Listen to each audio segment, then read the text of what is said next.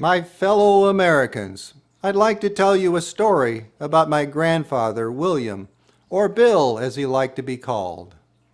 He was born in America, a country with boundless freedom and opportunity. All he needed to do to succeed was to get a good education and work hard.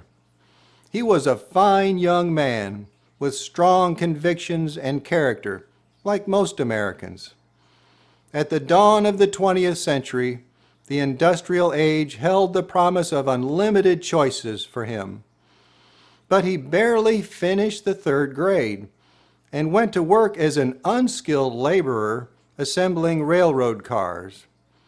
Child labor laws were non-existent back then, so we can only imagine how harsh working conditions were for a boy at the young age of 10.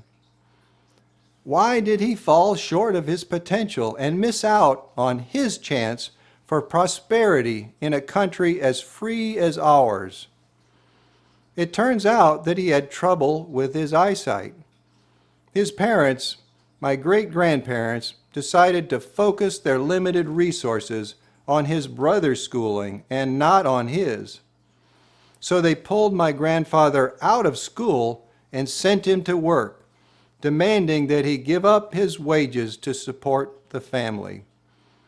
They failed my grandfather because, after all, he just needed a strong pair of glasses. Today in America, we find that many experience circumstances similar to what my grandfather faced. They are falling short, but it is often not of their own doing.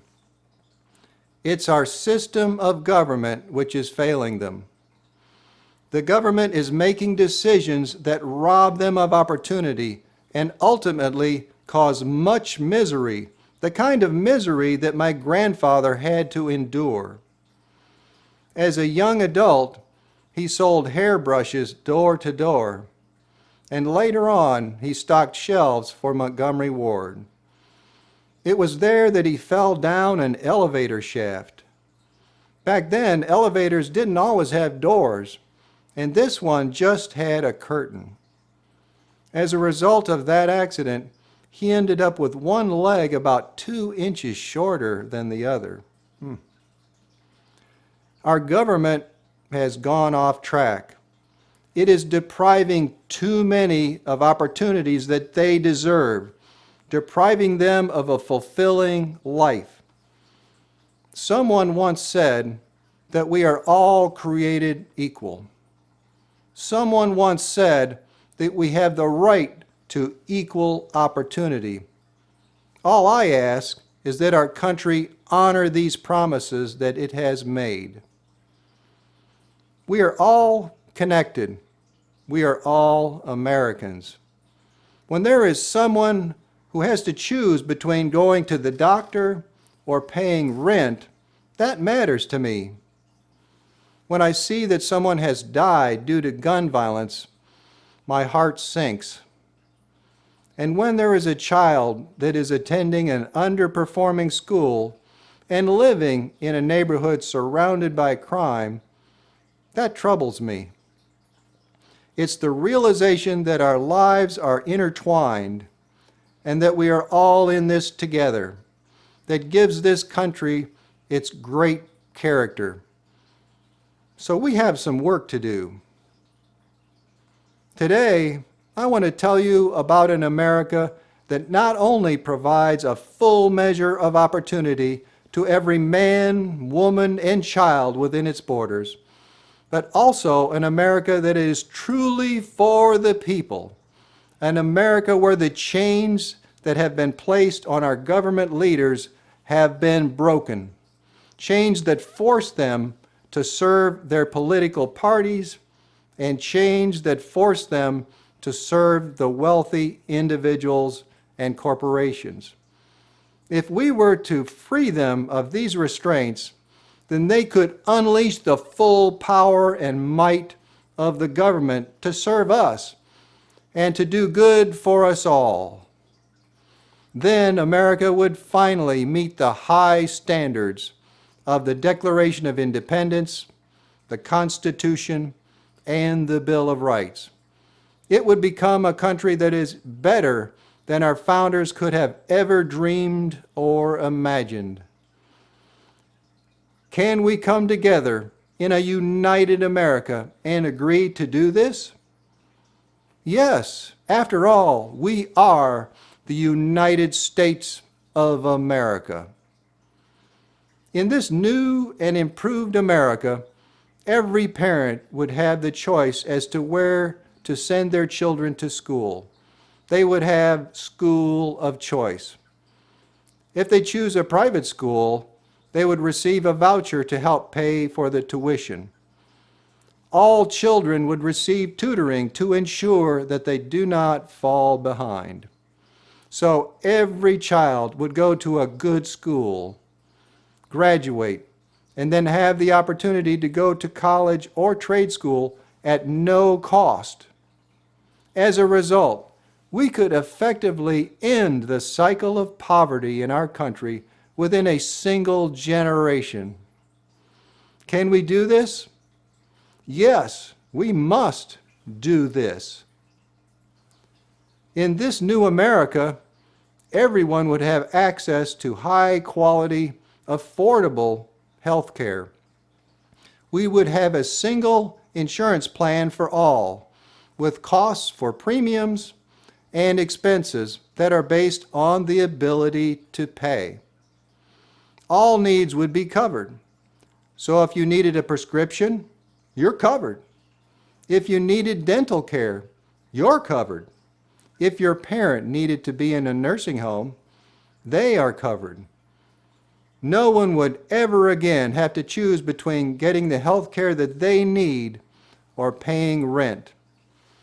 No one would ever again go bankrupt if they had a major illness or injury. Can we do this? Absolutely, we can. Also, in this new America, we would welcome immigrants once again, but we would control our borders, keeping the hardened criminals and the drug cartels out. We would keep illegal drugs out, but we would welcome the good people of many nations, and especially those who are fleeing from persecution and harm.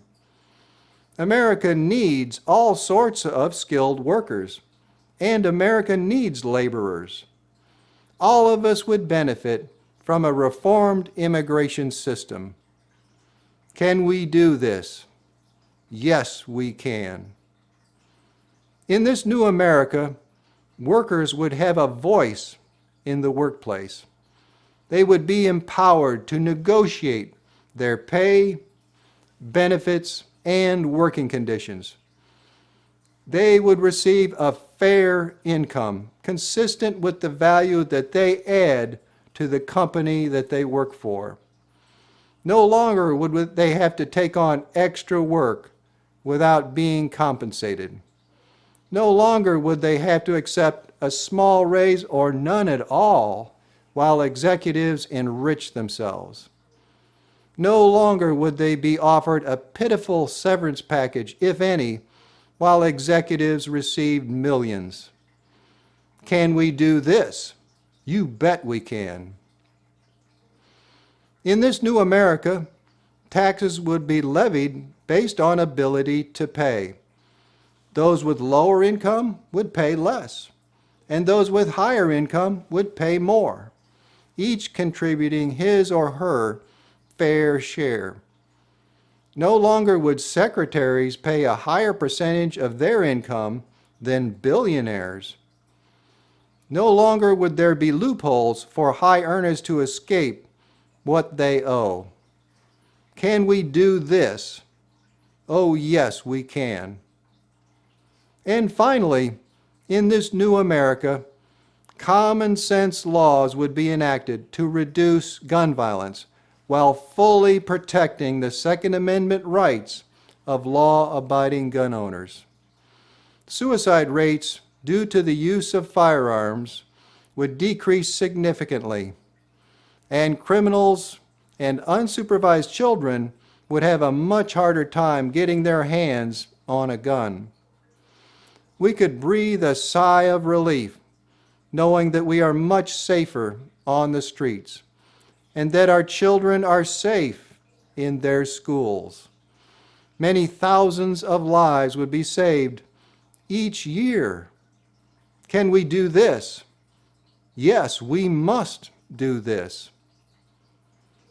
These are just a few of the many amazing benefits that we could experience after reforming our government. In America, a magical place, dreams such as these can become reality.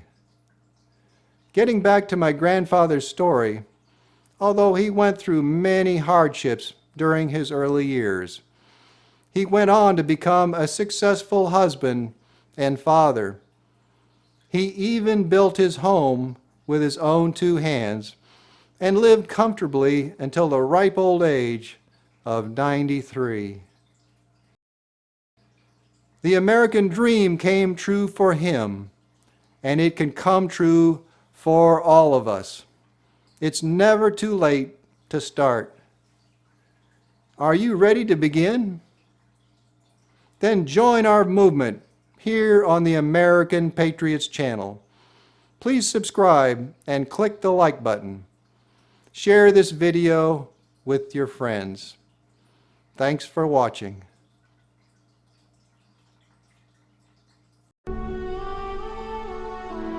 Many months of sacrifice and self-discipline lie ahead, months in which both our patience and our will be tested, months in which many threats and denunciations will keep us aware of our dangers. But the greatest danger of all would be to do nothing. The path we have chosen for the present is full of hazards, as all paths are. But it is the one most consistent with our character and courage as a nation and our commitments around the world. The cost of freedom is always high, but Americans have always paid it. And one path we shall never choose, and that is the path of surrender or submission.